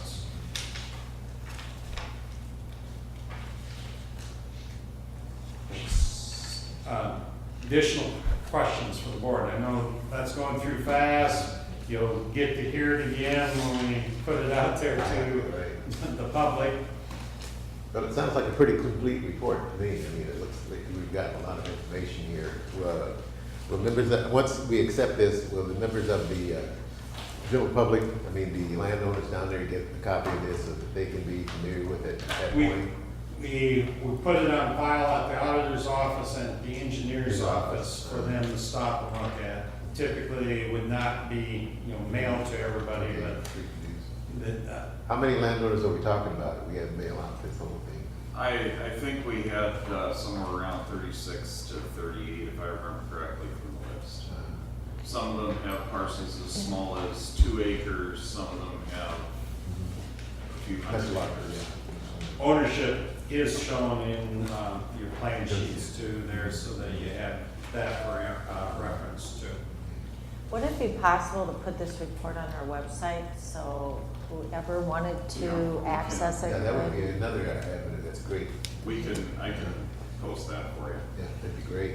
And we can upload to. And let people know it's gonna be there, I mean, then. Our website too, Good. if you wish, and then. I think we'd like to have that done. Yeah. We can make that happen. Okay. So if we receive this today, then we will go to hearing. And the soonest you can have the hearing is a minimum 40 days out from today. Notice has to actually be prepared and sent to them a minimum of 20 days in advance of that hearing date.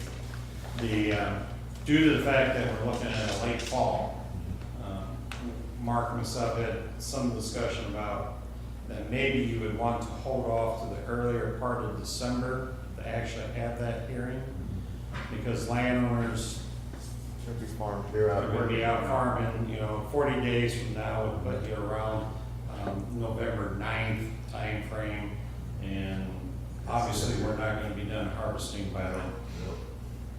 Yeah, I was looking at the calendar, December 2nd or December 16th. The reason I skipped December 9th is that coincides with the county engineers annual meeting. I would be here. I would like to be here for the hearings. Well, we probably want to do it early in December, like December 2nd. December Get it out. 2nd is a clear date. It also gives time for Yeah. all required notices. One other decision that the board would need to make in consultation with the county attorney's office is who would handle the legal work on this. The last drainage district, we had, we used to use a law firm. The attorney's now retired. We're using Ryan Schmidt now. Dave Ryan Schmidt is who's done ours in the past. We'd either have to have the county attorney's office prepare that or farm that out to Mr. Ryan Schmidt's office. But you probably want Mr. Reinschmidt to do it, wouldn't you? Or would Well- your office want to handle it, Joshua? We typically haven't handled it just because of how specialized drainage law is. So Mr. Reinschmidt has the expertise in his office then? Yes, they do. They do? Yeah, we would just need direction of the board to Okay. engage him, and then Okay, we have two separate motions here. One to accept the report as presented this morning, and then the other would be to engage Mr. Reinschmidt to. Move to receive. Yeah. Can I speak? Yes, yes, you can. I'll second I'd like to that. have a chance to. Got a motion on the floor. We have a motion on the floor? I'm sorry, what's the motion? To receive the report. Okay, and then a second? Yes. Okay, now discussion. Come on up. Give your name, please. I think the board, I know myself, I would like to go on a tour of this and see exactly where it's running. Right, well, we want to do that prior to the meeting Yes. set in December. Receiving the report is no big deal. No, right, we have to do that. Mr. Patterson? Okay. Forgive me, I'm not a professional speaker. I think it's a good engineered report coming from an engineer's point of view. But I'm a member of the York Sewer District, and I'm requesting that you have some input, seek information, counsel from professionals in the conservation viewpoint. Myself as a farmer, and I'll speak at it from a farmer's point of view. Right now, if you have a low area on your farm, it's hard to farm, it doesn't drain well, and every farm has it. Nature did it. Nature likes it there. But you're trying to maximize your economic profitability off every acre, off your average. So you would start that process by going to your FSA office, and you could request them to do an analysis of the soil type to see what qualifies.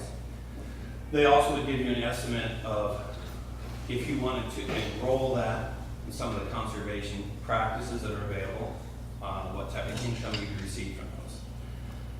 My question for the board is, where is that? Your trustees of the York Sewer District that drain into ground slate. You inherited it. You have an opportunity to do this right, to do it the right way. I went into the FSA office and NRCS office and talked to both offices.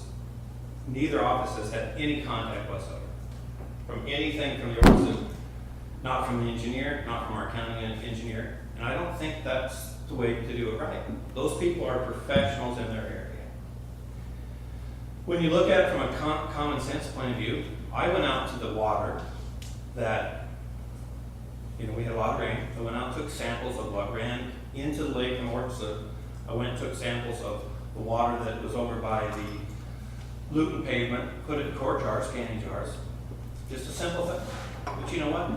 It didn't settle out as fast as they wanted to. It took 10 days before that water was clear. It did. It's in a solution. It's hard to get that out of it. If it was as easy as designing an overdig in a concrete structure, we'd have clean water everywhere. It's not that simple. It's Mother Nature. It takes time. And I think, some of the things that he said, when he talked about this system was designed in 1914, 1910, it doesn't matter. Thank God there's only a 24-inch tile running into that lake. Because right now, it's self-medicating itself. You're right, it won't run in there. It's 10 times slower than it should be by your standards. But by Mother Nature, it's forcing it to pond where Mother Nature intended it to pond, and it's letting it settle out. Now, he mentioned that, way back when, they had small drains that help clean the water, help slow the water. We don't even know for sure that in 1914, those engineers, those people were smart back then too. We don't know for sure that they didn't design a 24-inch tile because they knew the time it took for that water to clean itself, that tile was sufficient. Now, instead of small grains, we have the ability to go into our local FSA office we can take the worst acres on that field as far as delivering income to us. And right now what's available in that area, because they looked up the soil type for me, and it's from $290 to $390 an acre. So even from a cost approach, from an economic approach, if you're talking about $42 an acre for every acre out there, and you know some people will pay 80 or 100, that's on every acre they have. Most farmers, which we haven't been asked, I'm in that district, you work for me. They're in charge, but we pay the bill. And I request, you've repeatedly asked, can you approach this from a conservation approach? You've never been to Browns Lake. I don't know if you had yet. I don't know if you had been. But it's the supervisors wear two hats. Today we're here as Oregon Sloop, but you're also the supervisors that watch over and protect our natural resources, our economic areas in the county. All those people down at Browns Lake, you guys know, you've heard the complaints. You call the engineer's office, you don't get it, you don't have a say in it because you're not in the Oregon Sloop. Right now, what I'm requesting is that you invite the NRCS, you invite FSA. When I sat down, I was in an office for 2 hours. There's all kinds of monies available. From a farm point of view, the economic point of view, what happens is we go into that office and we say, okay, we have 3 acres at Ponds. And we know we can get up to almost $400 an acre for that. But no one has approached them. No one's asked those questions. And you know what? Most of those guys, a lot of them are going to go for that. This is the highest year that rent's been like that. It's going to be our lowest income for years, they predict. We're farmers. We like to make money just like everybody else. But every week we get articles. I can bring them to the board. I can bring them here. Every week we hear about the water quality issues. All of our farm magazines are just stuffed with them.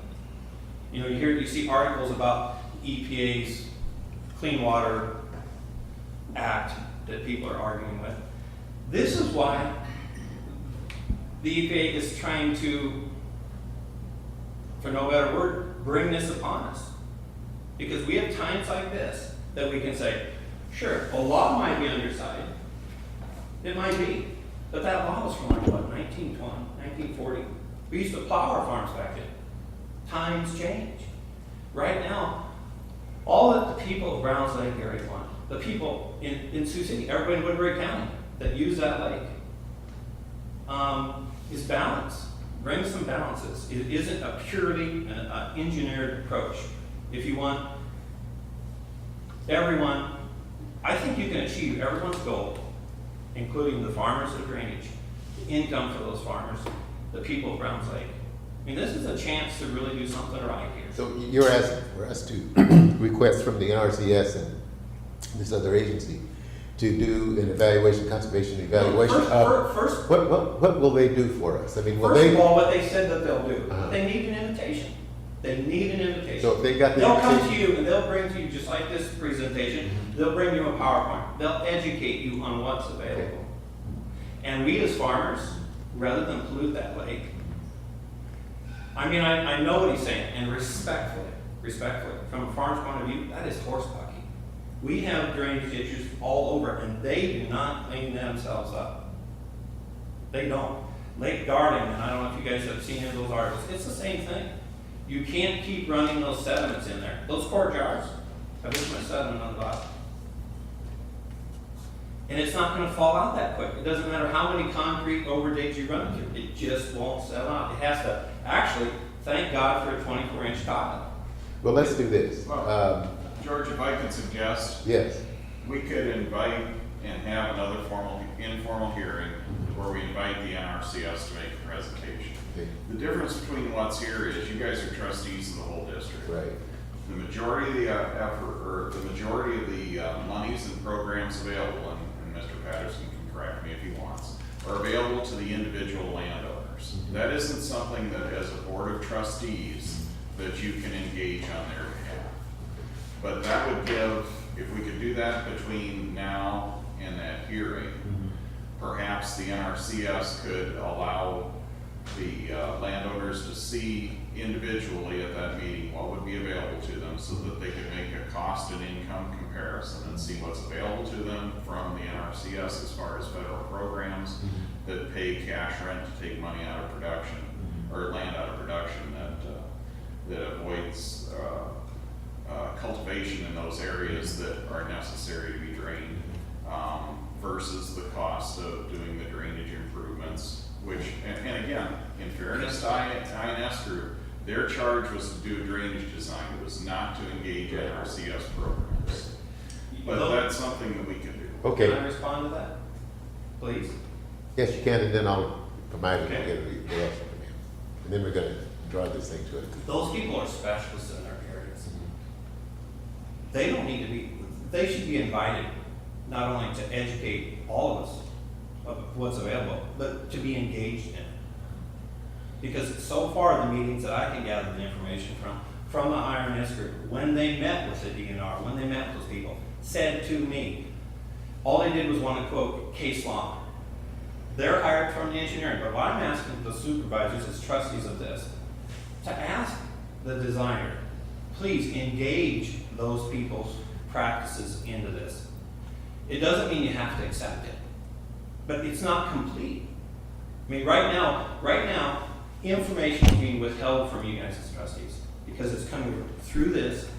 Every time we make an effort to discuss it, there's no conduit for the people, for the farmers that live there. We don't have a conduit to bring it to you. It's being filtered. And this isn't new. I mean, you can go down to almost every district that I'm in. And you started out, the design of this system is like 10 or 20 years older than it should be. Because when we were in our farm areas, you take down Monona County, down in the Badger Lake area, all of those farmers wanted to drain. There was areas that were in the low areas around the lake, and it was just a constant battle. The drainage district had rights to drain the water, to get rid of the water. And eventually, the federal government stepped up to the plate and gave these type of responsibilities that you have as trustees tools so that you could serve the interests of the people that you're representing while still protecting our water quality. Because it's like recycling or anything else. This is where it starts. You guys are the decision makers to keep water quality where it should be. This is where it starts. Well, I would like to take the suggestion of our engineer and do that, engage these two agencies to get us the information. And if we can integrate that information with what we've gotten here, we should probably consider that. And I mean, you wanted to make a comment before we draw this thing to a In conclusion? regard to basically meeting with the NRCS, he's incorrect in regard to that we never met with the NRCS. I personally met with Jerry Snight, who has retired as the district conservationist. I met with him in January. I met with him again in March, April timeframe. Okay. We met with them and had discussions with them in regard to the work grant application process. We had discussions with them about any funding sources. I also met with the director of the FSA at that time because we also had to clarify under the CRP program if the land that was being proposed to be bought and brought in, was there any potential of that staying in the CRP as part of the purchase of that ground if we were able to do that through the work grant. So in regard to other funding sources available through the NRCS and the FSA, we had those discussions, and the work grant was the process of potential money sources available. Again, conservation practices, yes, we talked about it both informal hearings. These landowners have been informed very well. This board has done due diligence in regard to having 2 informal hearing process to help the landowners be educated on what the proposed work under this options are, and the fact that the NRCS is available for private conservation work on their own ground. If they wish to bid them into CRP ground, those type of things, that has to be done on an individual basis. Conservation practices, we had the discussion with Jerry in regard to the flat topography. Would there be significant changes if they used other conservation practices like minimum tillage, those type of things underground? Again, their allowable soil losses due to the flat topography are typically well within what's allowable.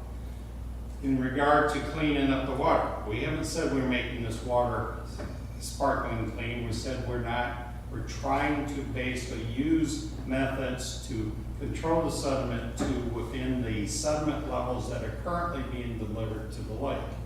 We're not trying to increase it beyond what is there. We're trying to minimize any additional impact. There is impact. This agricultural ground and it drains to a water body.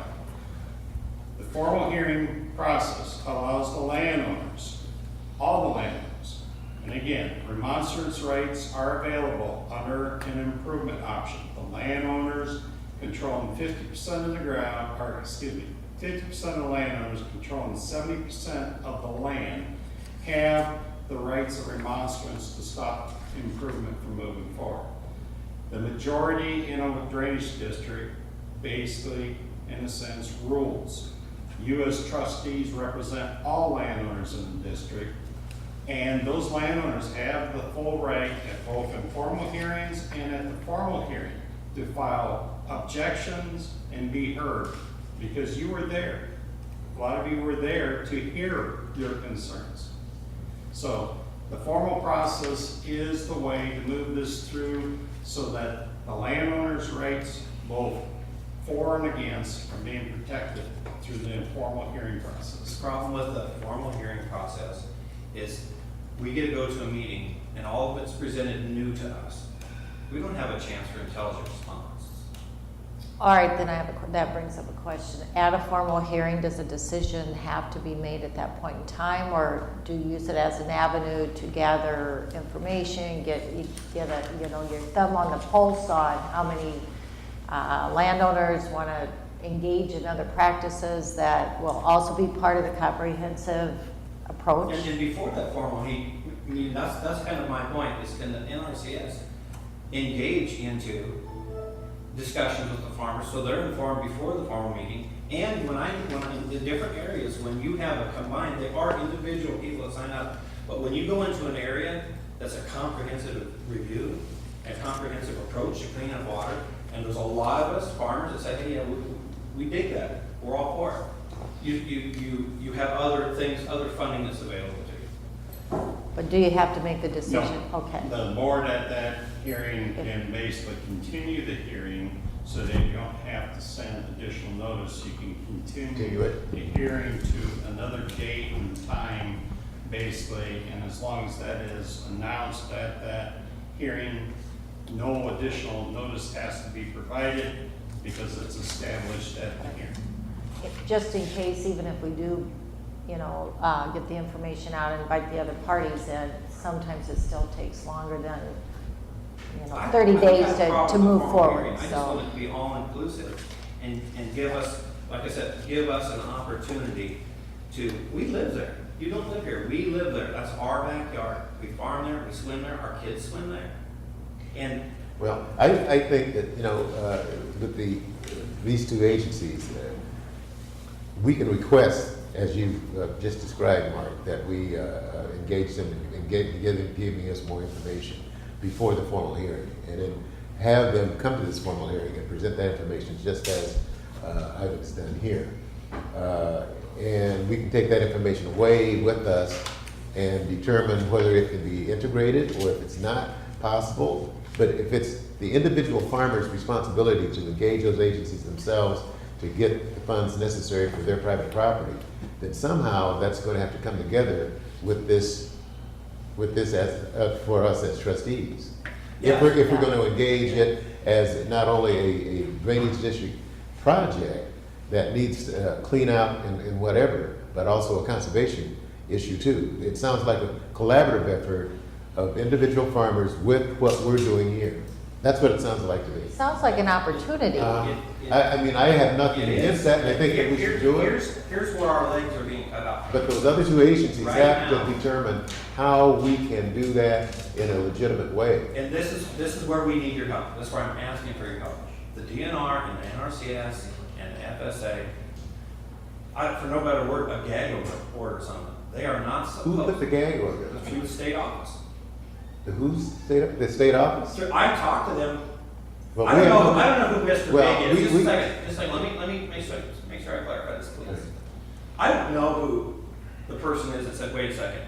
You have to set back. You have to set back, and we don't want to appear as maybe they shouldn't, whether they're pro farmer, pro drainage, or against farmer, against drainage, because you guys all know, you're politicians. You know how it works. Okay.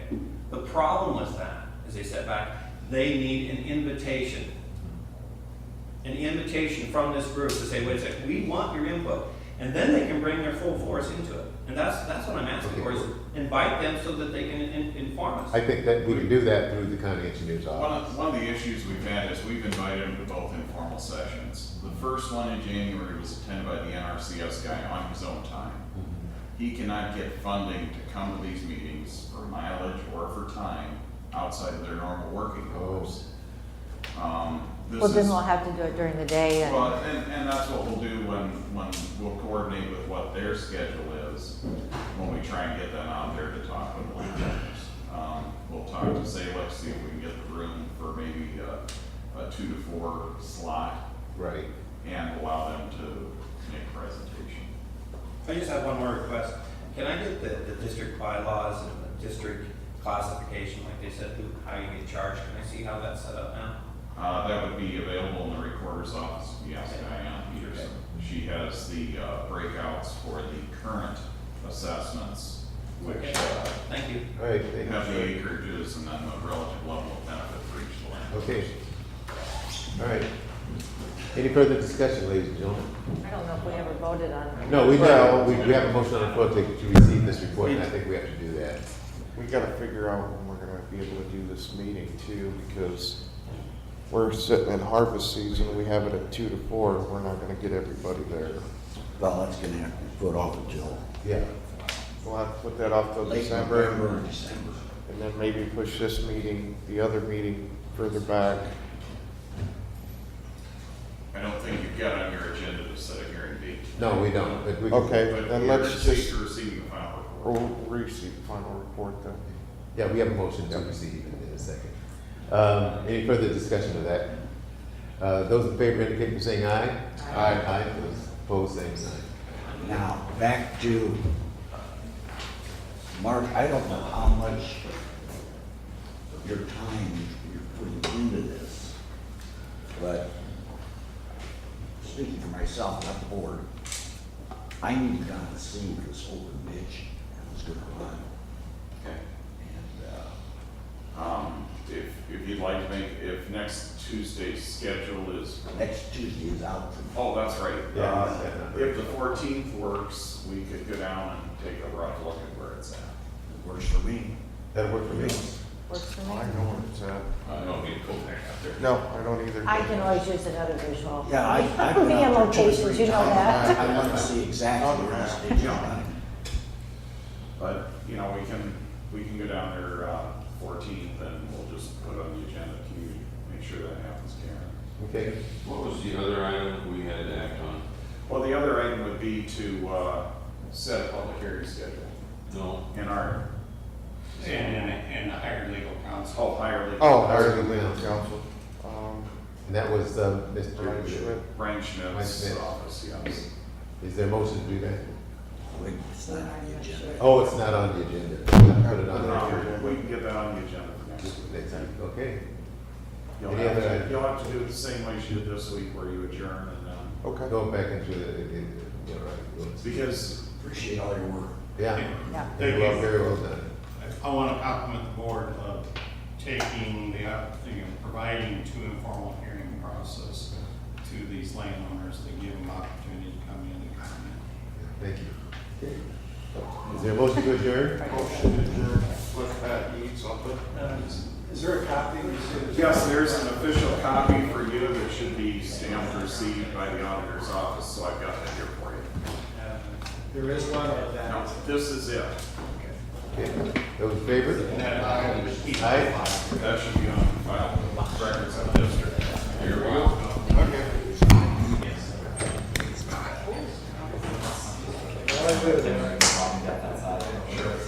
I'll stick around until you.